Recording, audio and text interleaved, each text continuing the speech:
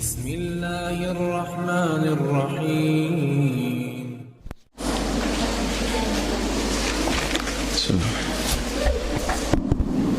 السلام عليكم ورحمة الله وبركاته.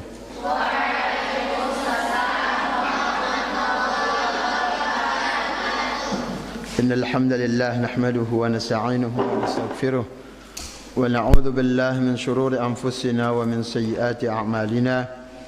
من يهد الله فلا مضل له ومن يضلل فلا هادي له. أشهد أن لا إله إلا الله وحده لا شريك له وأن محمدا عبده ورسوله لا نبي بعده. اللهم صل وسلم وبارك على نبيك ورسولك محمد وعلى آله وصحبه أجمعين وبعده. طيب بارك الله فيكم. قال المؤلف رحمه الله تعالى الحديث الثالث، حديث yang ketiga dari bab taqwa. عن ابن مسعود رضي الله عنه أن النبي صلى الله عليه وسلم يقول، dari Ibnu Mas'ud yaitu Abdullah bin Mas'ud radhiyallahu anhu, semoga Allah Subhanahu wa taala meridainya, anna an-nabiy sallallahu alaihi wasallam yaqul, bahwasanya Nabi sallallahu alaihi wasallam bersabda,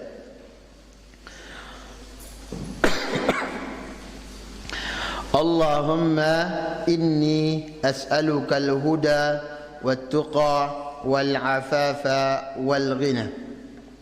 Ya Allah, aku memohon kepadamu petunjuk, ketakwaan, al-afaf dan al-ghina. Apa maksud dari hadis ini? Para santriwati yang dirahmati Allah, hadis ini mengajarkan kita tentang salah satu dari doa yang selalu dijaga oleh Nabi sallallahu alaihi wasallam. Nabi sallallahu alaihi wasallam berdoa dengan doa Allahumma inni as'alukal huda. Ya Allah, aku memohon kepadamu petunjuk. Jadinya yang harus selalu kita minta adalah petunjuk dari Allah Subhanahu wa taala. Karena tanpa petunjuk dari Allah maka kita akan tersesat. Tanpa petunjuk dari Allah Subhanahu wa taala tidak mungkin kita bisa menunaikan segala kewajiban kita kepadanya. Maka memohon kepada Allah Subhanahu wa taala.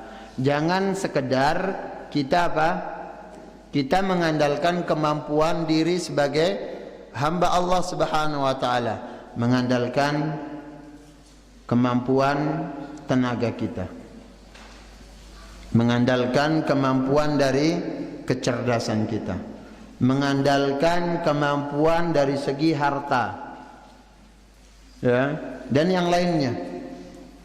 Namun minta kepada Allah Subhanahu wa taala petunjuk kepada kebaikan. Sekarang saya tanya, ketika Allah Subhanahu wa taala memberikan manusia kehidupan, apakah semua manusia ini berjalan di atas kebaikan, berada di atas petunjuk Allah?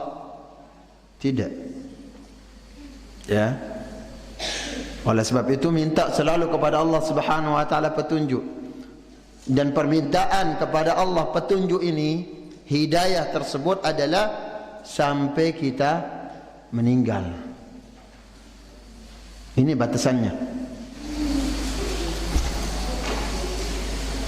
Para santriwati yang dirahmati Allah Subhanahu wa taala, sekali lagi, tatkala Allah Subhanahu wa taala inginkan bagi kita kebaikan di atas petunjuknya, yaitu Allah Subhanahu wa taala pilih kita menjadi hamba yang selalu melakukan ketaatan kepada Allah Subhanahu wa taala.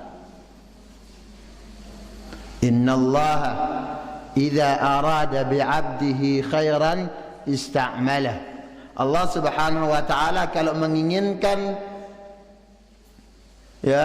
menginginkan dengan hambanya suatu kebaikan, Allah Subhanahu wa taala akan memperkerjakannya. Allah menggunakannya di dalam berbuat kebaikan. Allah gunakan semua anggota tubuhnya ini di atas kebaikan. Allah berikan dia petunjuk. Dan sekali lagi petunjuk, ya, hidayatut taufik.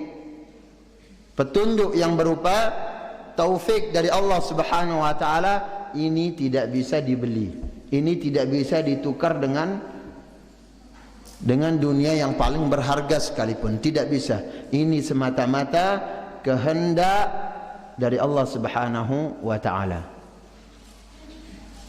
Allah Subhanahu wa taala yahdi man yasha.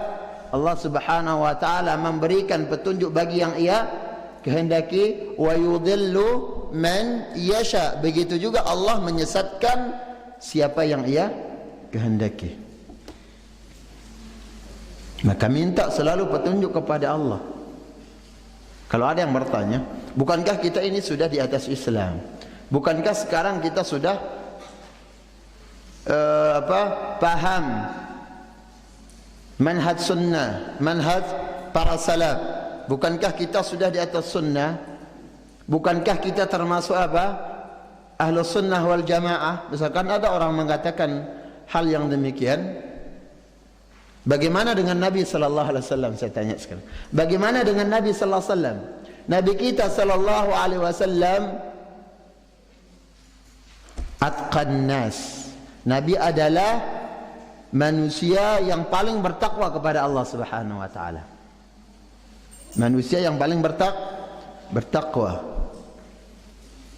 Namun lihat, Nabi sallallahu alaihi wasallam mengatakan, Allahumma inni as'aluka al-huda. Ya Allah, aku minta kepadamu petunjuk. Bagaimana dengan kita sekarang? Ya, jadinya jangan kita merasa aman dari tipu daya yang Allah Subhanahu wa taala akan berikan kita ujian. Terkadang kita diuji oleh Allah Subhanahu wa taala bukan dengan bukan dengan maksiat. Terkadang Allah tidak menguji kita dengan kesengsaraan, tapi Allah Subhanahu wa taala uji kita dengan berbangga diri pada ibadah yang sudah kita lakukan. Rajinnya kita beribadah, rajinnya kita salat, rajinnya kita berpuasa, rajinnya kita melakukan ketaatan-ketaatan yang lainnya, rajinnya kita membaca Al-Qur'an, qiyamul lail. Di sini Allah Subhanahu wa taala bukan uji kita dengan kemalasan. Allah tidak uji kita dengan dipalingkan dari ketaatan, tapi Allah uji kita dengan berbangga diri.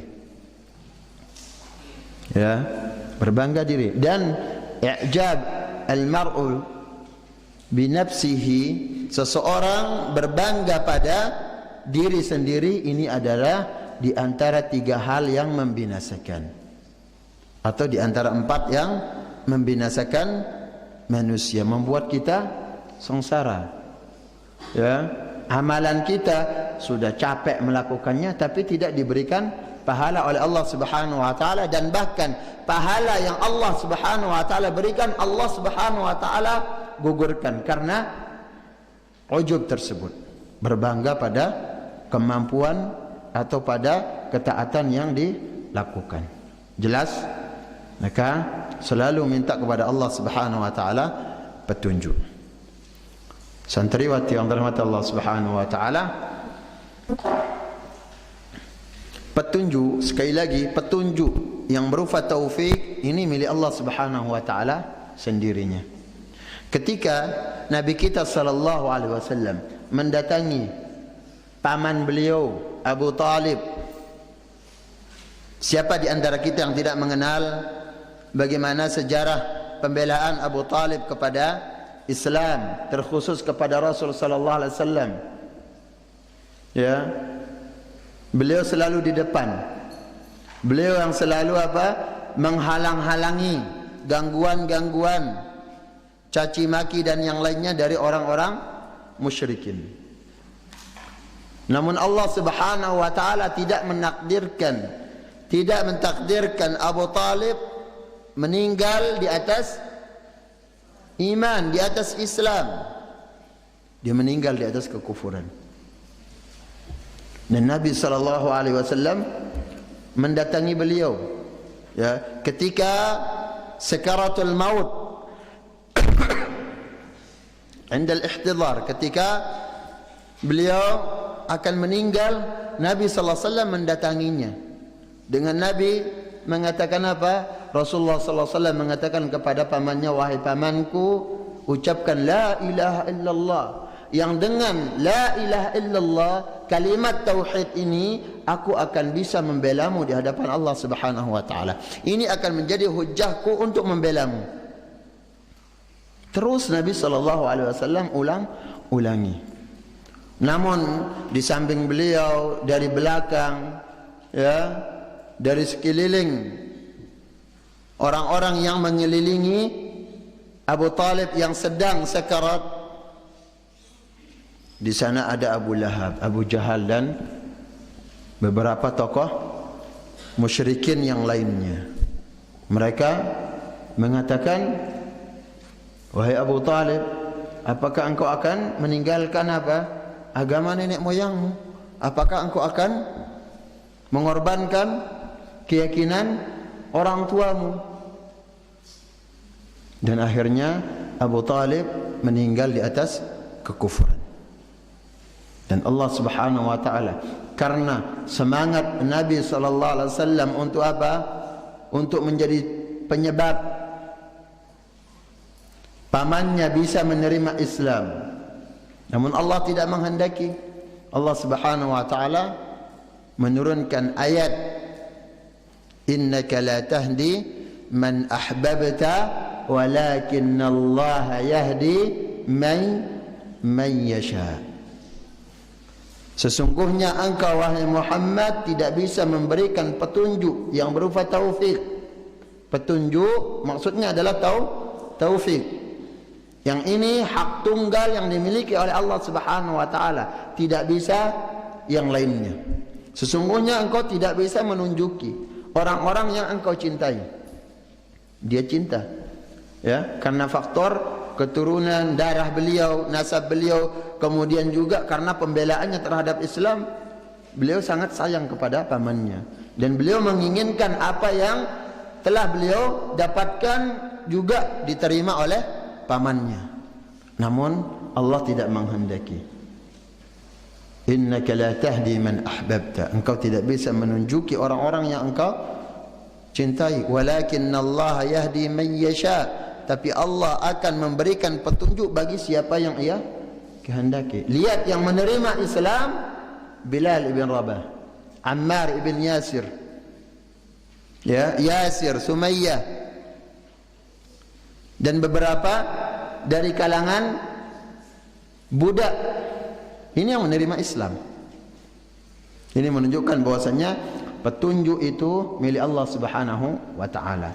Namun yang berkaitan dengan hidayatul irsyad wal bayan, petunjuk yang berupa bimbingan, ya, mengarahkan, mengajarkan, ini bisa kita lakukan sebagai hamba Allah Subhanahu wa taala. Kita saling mengajar, kita saling menuntun, ya, kita saling berbagi ilmu yang berkaitan dengan hukum-hukum yang ada di dalam Al-Quran.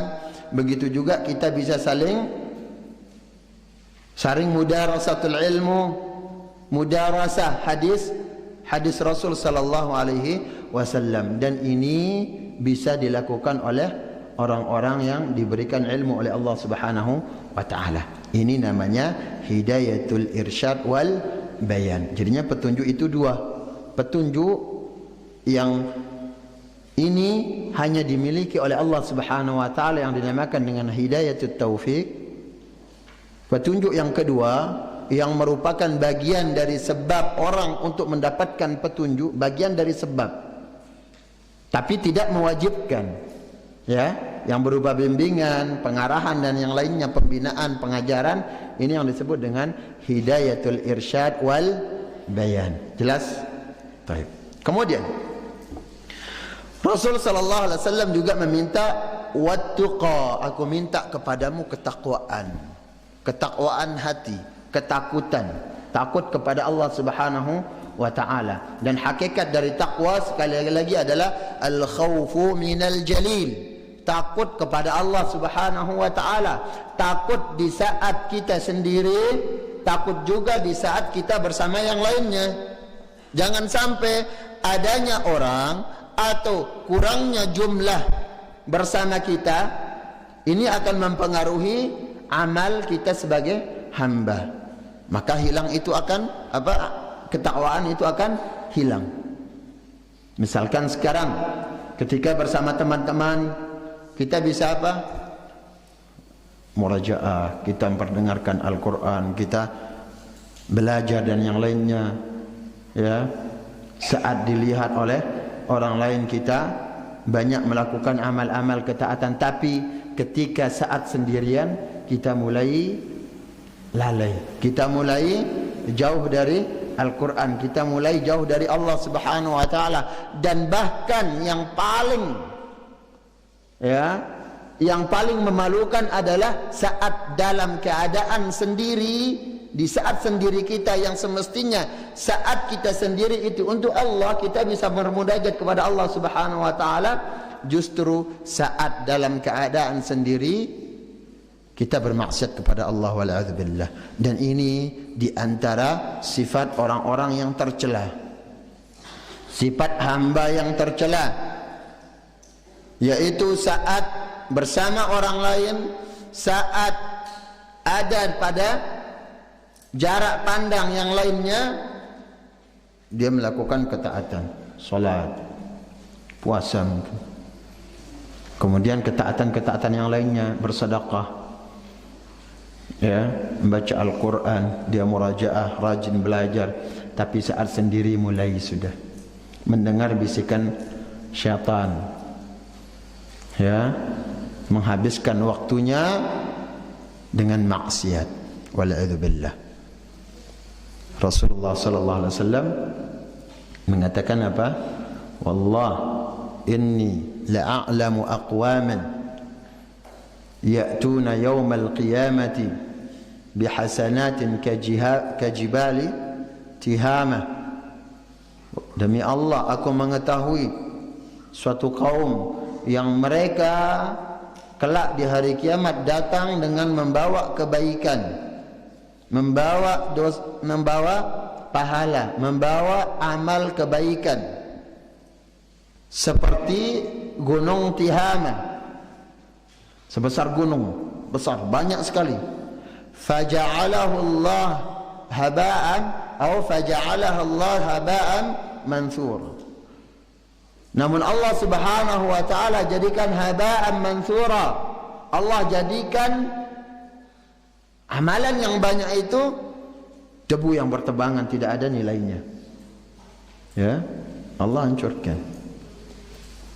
Lantas para sahabat khawatir, ya, akan terjerumus atau bagian dari orang-orang yang Nabi sallallahu alaihi wasallam kabarkan tersebut. Para sahabat mengatakan, ya Rasulullah, sibhum lana wa jallihim.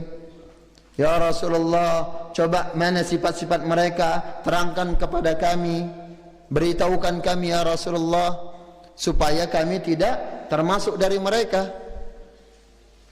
Nabi SAW mengatakan, mereka dari teman-teman kalian, dari bangsa manusia, dari kulit-kulit kalian. Mereka bicara sebagaimana kalian bicara, dan mereka melakukan ibadah. Wa ya'khuduna minal laili kama ta'khudun. Mereka juga mengambil bagian dari malamnya sebagaimana kalian mengambil. Maksudnya apa? Mereka qiyamul lail juga, rajin salat tahajud, atau mungkin juga ada di antara mereka rajin puasa sunnah. Yang puasa ini adalah hubungan kita dengan Allah saja. Namun apa? Fa'idha khala bimaharimillah, fa'idha khalau bimaharimillah, apabila mereka sudah mulai sendiri dengan yang haram, perkara yang haram, intahakuha, mereka mulai melakukan atau melanggar hal-hal yang Allah haramkan tersebut. Hati-hati talibat, para penuntut ilmu, ya, di saat di pondok jangan sampai mempengaruhi ibadah kita. Ketika di pondok ada ustazah kalian, ada ustaz-ustaz yang akan membimbing, kemudian mengarahkan, ya, ada isyarat-isyarat nanti dari para ustazah, jam sekian waktunya solat, jam sekian waktunya bangun solat malam, jam sekian waktunya untuk masuk kelas dan yang lainnya ada, ya. Tapi bagaimana ketika kalian sudah mulai di rumah, liburan, sebentar lagi liburan, ya, bagaimana? Apakah masih bisa istiqamah dengan amalan yang kalian sudah jaga di pondok atau tidak? Atau sebaliknya, ya, memanfaatkan waktu liburan, waktu di rumah untuk hal-hal yang sia-sia, bahkan dengan melakukan, tidak takut melanggar hal-hal yang Allah Subhanahu wa taala haramkan. Ini harus kita miliki, takut kepada Allah Subhanahu wa taala. Makanya minta kepada Allah at-tuqa, ketakwaan. Wal afafa.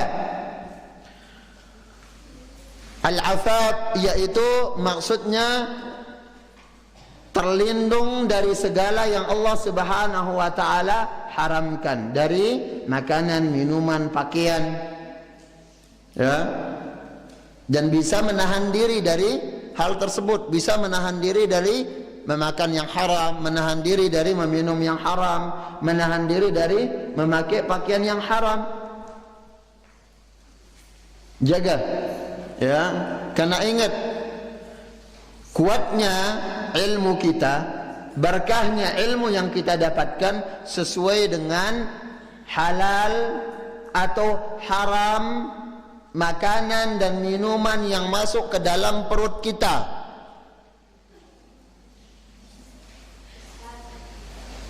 Tafadhali. Ketika semua kita pengen cerdas kan? Semua kita pengen cerdas, pengen untuk apa? Bisa menghafal dengan cepat, bisa menghafal yang banyak. Benar? Baik. Kuncinya apa?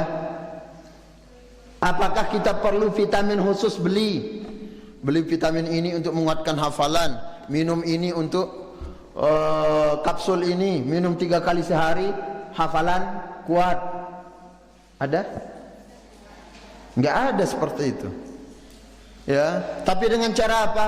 Perhatikan makanan dan minuman kita, itu kuncinya. Mau pinter, mau cerdas, mau hafalan kuat, ya, mau cepat menghafal, coba perhatikan apa yang masuk ke perut kita, yang halal, yang haram. Ini mempengaruhi tingkat atau keberkahan ilmu yang kita dapatkan. Perhatikan baik-baik, ya. Wal afafa wal ghina. Afaf sekali lagi yaitu sifat yang dijauhkan dari yang haram. Kita bisa menahan diri dari segala yang tidak halal. Ini afaf, menjaga kehormatan kita. Wal ghina, begitu juga diberikan kecukupan hati. Ingat, ghina maksudnya bukan sekedar apa? Bukan sekedar kekayaan yang melimpah ruah, pemberian harta duniawi. Namun hakikat dari al-ghina adalah kecukupan hati. Sebagaimana Nabi SAW menerangkan, laisal ghina an kathratil aradi.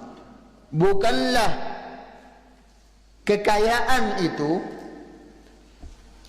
banyaknya harta, banyaknya tanah yang kita miliki, tanah berhektar-hektar, ya, kebun, ladang, sawah, atau yang lainnya, memiliki mobil, memiliki kendaraan yang mewah, memiliki rumah yang megah, dan fasilitas-fasilitas dunia yang banyak. Bukan itu yang namanya kekayaan.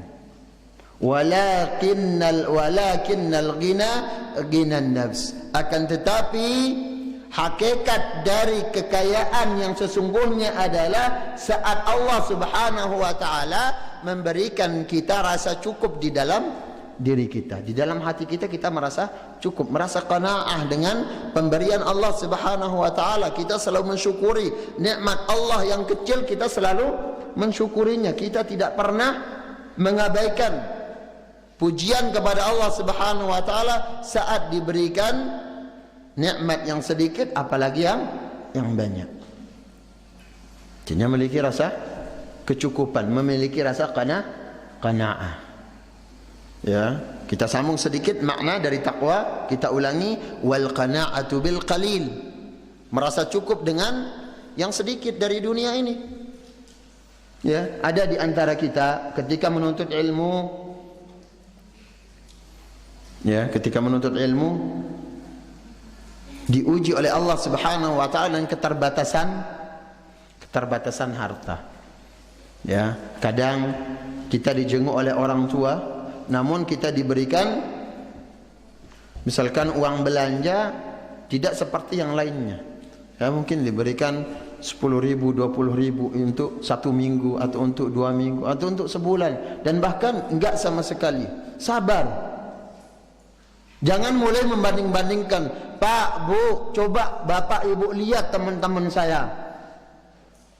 2 kali seminggu mereka dititipin jajan, belum datang jengukan. Hari jengukan mereka dibawain jajan yang banyak sampai dimubazirkan. Ya, saya mubazirkan. Hati-hati. Tanggung jawab besar ini. Ya. Banyak kebiasaan yang buruk dari santri atau santriwati, bukan saja di Anas bin Malik, di tempat-tempat yang lain, sebagian tempat yang lain juga seperti itu. Ya, saat didatangi, dikunjungi oleh orang tua, dibawain jajan, dibawain lauk, dibawain segala macam bentuk makanan, ya, dengan olahan yang beraneka ragam. Senangnya Masya Allah. Tapi di balik kebahagiaan itu banyak kesengsaraannya. Kita jumpai banyak, terkadang apa? Lauk-lauk berserakan. Lauk yang dari rumah loh. Yang orang tua kita berkorban. Mereka enggak makan lauk mungkin di rumah, untuk menyiapkan lauk untuk kita ketika kita mondok. Ya, ketika kita nyantri. Ini perhatikan. Ya. Jangan kecewakan orang tua seperti itu. Kita harus memiliki rasa qanaah, wal qanaa'atu bil qalil. Nah, ini yang semestinya harus kita miliki sebagai hamba Allah Subhanahu wa taala yang mengatakan kita beriman kepada Allah, kita beriman kepada hari akhir. Ya, yang dimana semuanya bagian dari nikmat Allah yang harus kita syukuri, yang semuanya akan kita diminta pertanggungjawaban oleh Allah Subhanahu wa taala, walaupun tentang 1 biji remah nasi yang jatuh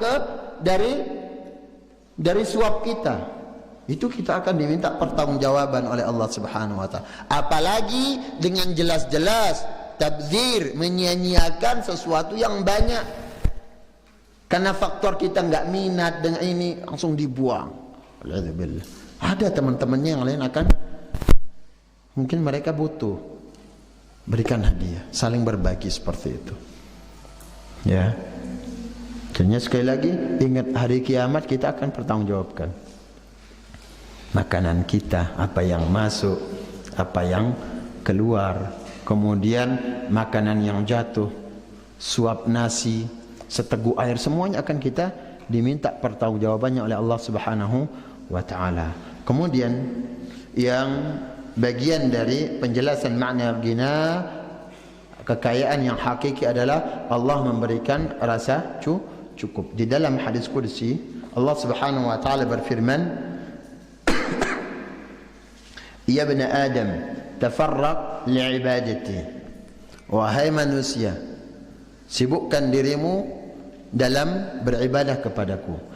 Amla qalbaka ghinan wa asudda faqraq. Maka aku akan amla qalbak, aku akan isi hatimu dengan kaya. Kaya maksudnya di sini adalah Allah berikan kita hati yang cukup, hati yang qanaah, hati yang selalu rida dengan pemberian Allah Subhanahu wa taala. Wa asudda faqrak, dan aku akan tutup kefakiranmu, tapi dengan syarat taat kepada Allah, dengan syarat selalu ibadah hanya untuk Allah Subhanahu wa taala. Allah berikan kita dunia, Allah berikan kita fasilitas dunia yang mendukung akhirat kita. Ya, Allah berikan kita kecukupan. Kemudian illa taf'al, apabila apabila kalian tidak mengindahkan atau tidak menyibukkan diri dengan ibadah kepadaku, amla qalbaka syughlan wa la asudda faqrak, maka aku akan isi hatimu dengan syughul. Apa arti syughul? Sibuk. Orang syughul tama doang, sibuk kesana kemari, syughul. Tapi jangan mau kemana, aku mau syughul. Gak usah, biasa-biasa aja. Ya. Wala asudda faqra, dan aku tidak tutup kefakiranmu. Capek kerja, hasilnya enggak ada. Capek kerja tapi tidak mencukupi. Dibawain jajan yang banyak, bekal yang banyak dalam menuntut ilmu, tidak syukur. Hasilnya apa? Malah kufur nikmat. Ya, Allah tidak berikan rasa kecukupan, dan Allah tidak tutup apa yang kita butuhkan. Allah tidak penuhi kefakiran kita. Oleh sebab itu minta kepada Allah Subhanahu wa taala, Allah Rabb hati ini, Allah Malikul Qulub, Allah yang memiliki hati kita. Ketika Nabi sallallahu alaihi wasallam mengatakan, ya, berdoa, ya musarrifal qulub tsabbit qalbi ala dinik, wahai zat yang membolak-balikkan hati, palingkan hatiku atas agamamu. Rasul lo yang minta ini, ya, Rasul yang minta supaya diberikan hati yang istiqamah. Ummul Mukminin Aisyah radhiyallahu anha mengatakan, awa innal qalba la tataqallab, awa innal quluba la tataqallab, apakah hati ini akan berbolak-balik? Lantas Nabi sallallahu alaihi wasallam mengatakan, inna qalbal abdi baina isbi'aini min asabi'ihi ar-rahman yuqallibuhu kaifa yasha. Sesungguhnya hati hamba berada di antara dua jari jemari Allah, dan Allah berkehendak membolak-balikkan hati tersebut bagaimanapun ia inginkan. Makanya minta, ya muqallibal qulub tsabbit qalbi ala dinik, wahai zat yang membolak-balikkan hati, tetapkan hatiku di atas agamamu, berikan aku al-istiqamah. Ya musarrifal qulub sarrif qalbi ala ta'atika wa ta'ati rasulik, wahai zat yang memalingkan hati, palingkan hatiku kepada taat kepadamu dan taat kepada Rasulullah sallallahu alaihi wasallam di dalam menjalankan syariat Islam. Ini kita minta kepada Allah Subhanahu wa taala. Sekali lagi, hati ini bukan milik kita. Ingat talibat, hati bukan milik kita. Lantas banyak yang mengatakan hatiku untukmu, hatimu untukku. Hati kita milik Allah. Minta rasa cinta zat yang memiliki hati tersebut. Minta cintanya. Minta kepada Allah menumbuhkan rasa cinta dalam hati kita kepada amal ketaatan. Minta kepada Allah Subhanahu wa taala. Ya. Jangan malas. Dan sekali lagi, jangan magrur. Jangan tertipu dengan amal saleh yang sudah kita lakukan. Terus tingkatkan, terus tingkatkan, terus tingkatkan. Jelas? Baik. Jadinya di dalam hadis ini menganjurkan kita untuk selalu khudu' kepada Allah Subhanahu wa taala, tunduk kepada Allah Subhanahu wa taala, dan selalu kembali kepada Allah Subhanahu wa taala dalam semua keadaan yang kita hadapi. Kembali kepada Allah Subhanahu wa taala. Ya. Jangan mengandalkan kemampuan kita. Ingat, tatkala kita mengandalkan kemampuan diri kita sebagai manusia, kita ini diciptakan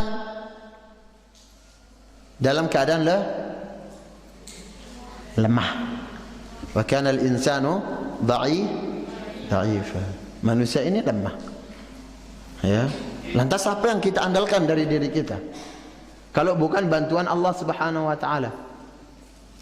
Di dalam doa zikir pagi sore kita mengatakan, ya hayyu ya qayyum bi rahmatika astaghith aslih li sya'ni kullahu wa la takilni ila nafsi tarfata ain. Ya hayyu ya qayyum, wahai zat yang maha hidup, yang maha berdiri sendiri. Bi rahmatika astaghith, dengan rahmatmu aku mohon pertolongan. Aslih li sya'ni kullah, perbaikilah semua urusanku. Wala takilni ila nafsi tarfata ain, jangan serahkan pada diriku, urusan diriku sendiri jangan serahkan kepadaku. Wala takilni ila nafsi tarfata ain, walaupun sekejap mata. Lemahnya kita sebagai manusia. Dan begitu juga jangan kita mengandalkan orang lain, karena manusia selalu mengecewakan. Yang selalu kita andalkan adalah Allah. Ketika kita keluar rumah, keluar pintu asrama kalian, coba selalu mengatakan bismillah tawakkaltu ala Allah la haula wala quwwata illa billah. Bismillah, dengan nama Allah, tawakkaltu ala Allah, aku serahkan urusanku kepada Allah. La haula wala quwwata illa billah, tidak ada daya upaya yang aku miliki melainkan dengan pertolongan Allah. Kita ini tidak miliki apa-apa, kita ini tidak ada apa-apanya tanpa Allah. Jangan mengatakan apa? Oh, ini sudah usahaku. Gak boleh. Sering ya orang mengatakan apa?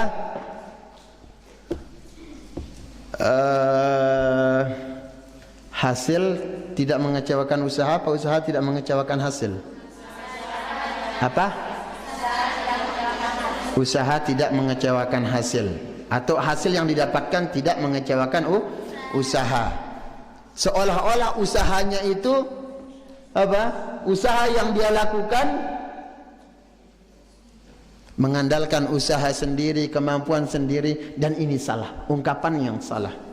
Yang benar adalah apa? La haula wala quwwata illa billah. Seandainya bukan karena Allah, bantuan Allah, apapun sebab, apapun usaha yang kita lakukan, maka tidak mungkin bisa terwujud. Benar gak? Iya, jadinya ungkapan itu keliru. Kita benarkan dengan ungkapan la haula wala quwwata illa billah. Ketika kita mendapatkan sesuatu, atau ketika ada yang luput dari kita. Qaddarallah ma syaa fa'al, la haula wala quwwata illa billah. Ya, ketika kita mendapatkan sesuatu, alhamdulillahilladzi bi ni'matihi tatimmus shalihat. La haula wala quwwata illa billah. Supaya apa? Hati kita ini selalu bergantung kepada Allah. Hati kita ini tidak pernah lepas dan jauh dari harapan kepada Allah Subhanahu wa taala. Kemudian di antara faedah yang lainnya,